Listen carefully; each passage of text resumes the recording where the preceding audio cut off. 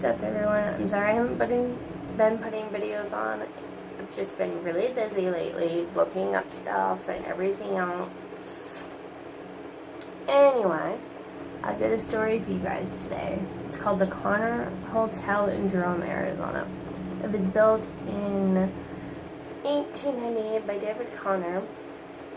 The Connor Hotel of Jerome has a colorful past, ranging from heights of luxury to depths of colliers and back again. I hope I said it right. Originally designed with 20 rooms upstairs. Wow, only 20 rooms? Really?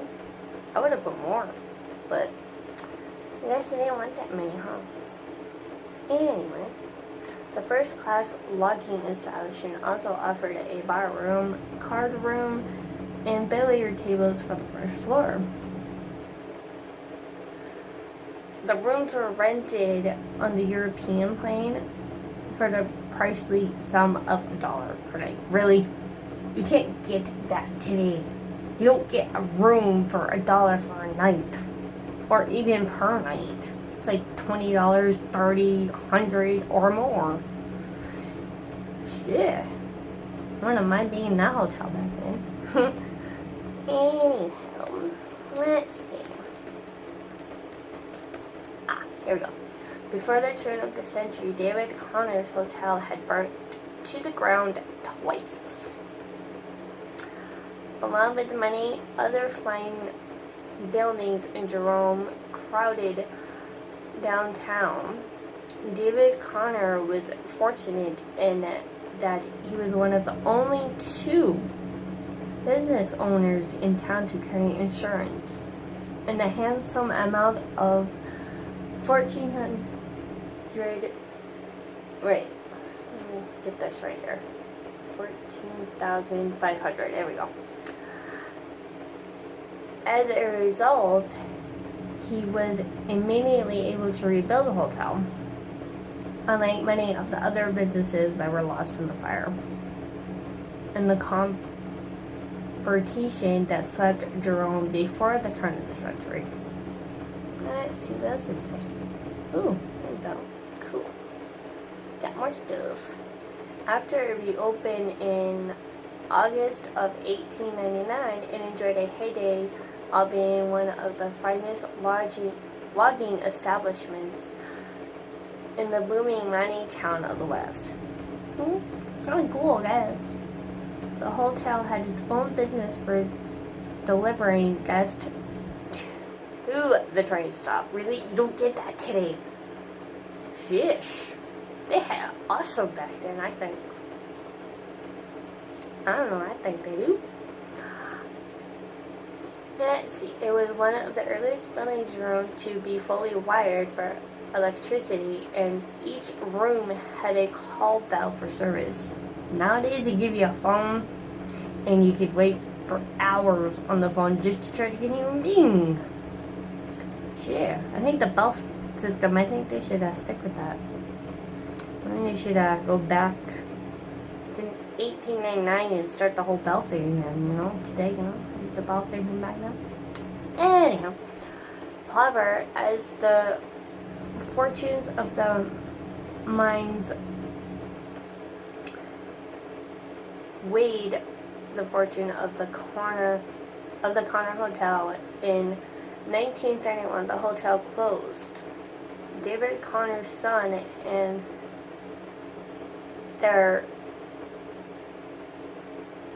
they would continue to rent out the shops downstairs, but the rooms sat ideal upstairs. They basically sat empty upstairs. Like, they didn't rent them out, like, at all. They just sat empty, collecting dust.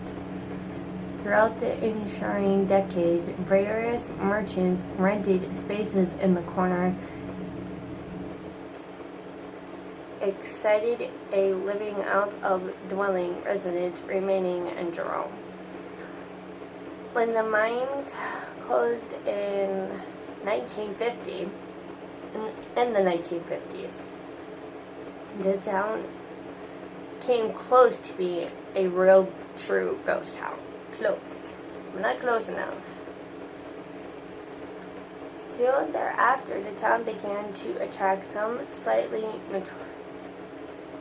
notoriety for the dubious distraction of being a ghost town, and the merchants shifted gears to try and make a living from the St. Tourist traffic winding its way through the formerly bustling town. Sorry about the dogs. As the town began to attract counter-cluttered folks and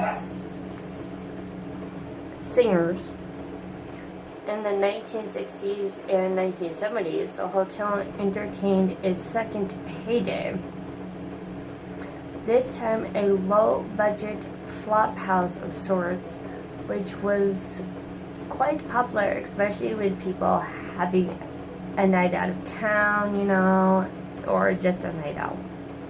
In fact, many people still remember those days with a good bit on the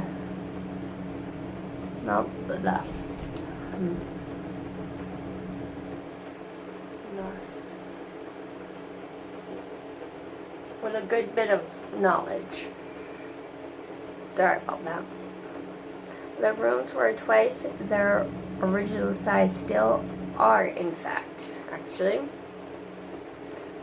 And non-glamorous, but definitely the place to be in Jerome. Well, pesky safety corners dedicated that the hotel closed its doors again in the 1980s. Okay, let's see what else here. Okay, now let's get to the good stuff. Okay, one of the accounts there that I see here, it's a housekeeper. This is what she had wrote. I started the hotel as a housekeeper the third day on the job. I had a rather unusual experience. This was about 10:30 in the morning. She was cleaning room 1. Just gathering up the linens, taking them down the hall, when she saw a woman wearing a red dress coming down the hallway towards her. Smiled at her as she passed the lady working. She couldn't help but notice her eyes. Well, her right eye, as there was a nasty scar around it. A second or two after the lady in red passed her, she looked back for another view of the dress. She was gone. She just poof, disappeared, literally. Okay. There was nobody there with her either, nobody. She couldn't have left the hallway that quickly either. She was really scared. She didn't know what to think. She said she was quite solid looking. Just curious how she managed to get out. Wow. Kind of cool when you hear it from somebody else's point of view.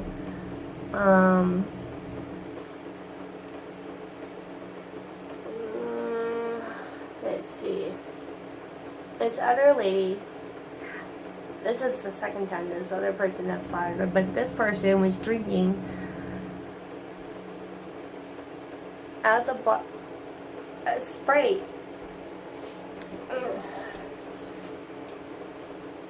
Oh, she was having a drink in the spirit bar when she noticed a woman sitting at the far side of the bar looking at her.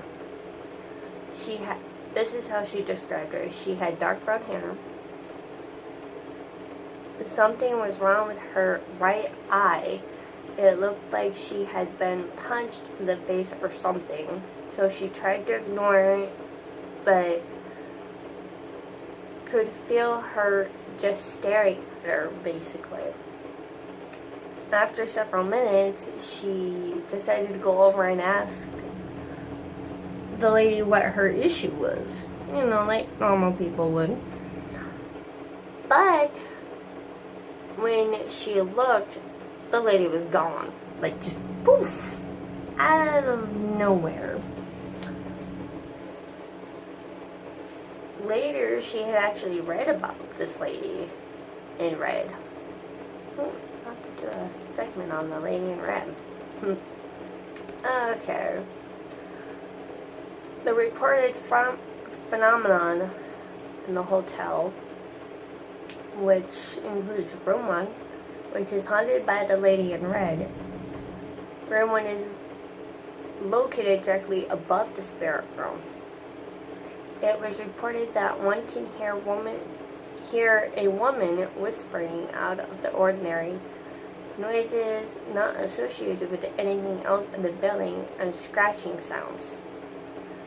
A cold, unseen presence tried to join one framed gentleman in bed by lying on top of him, which inspired a hasty retreat to this gentleman to his van, where he spent the night. Because he got a little scared. I think I'd get a little scared too if someone tried jumping in bed on top of me.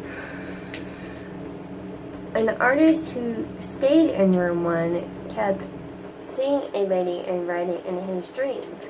He painted the large mural found above the bar in the spirit room, including a picture of this lady in red. Wow, that's cool. So she's been obviously this lady in red's been spotted more than once. Okay. Let's see. Oh, this is a different room. This is room 5. People stayed in room 5 having experiences both hot and cold spots, having their hair on their arm and neck stand up, and heard strange noises as well. So in room 5 they would hear strange noises. Okay. The electric appliances such as the TV and lights in guest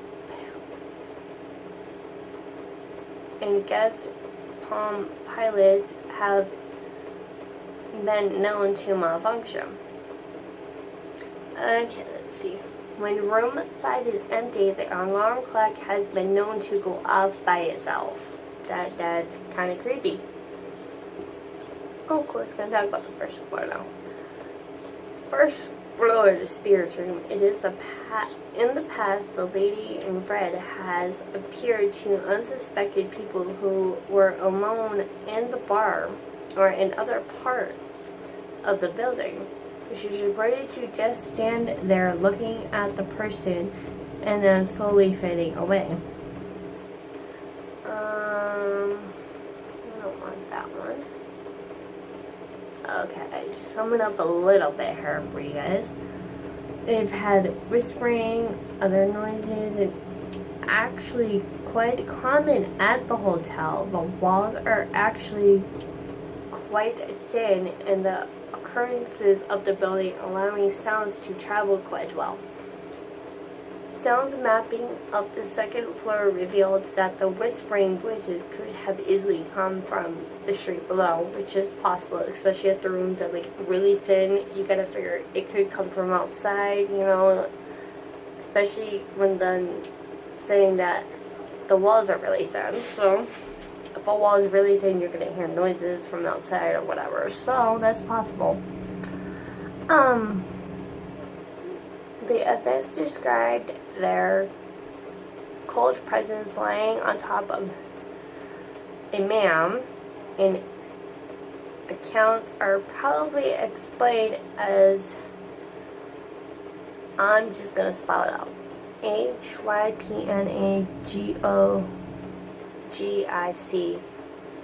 hallucinations. If anyone can help me out with what the word is, that would be great. As they occurred while the witnesses were in bed, and thus cannot be ruled out. Let's see what else, besides people having hallucinations, which is possible.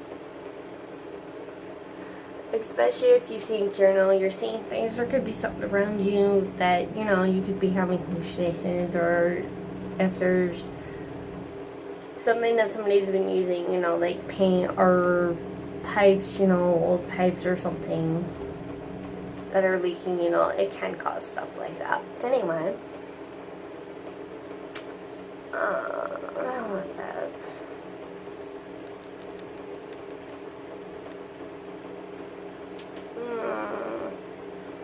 I don't see anything else. Well, I guess that's it for today.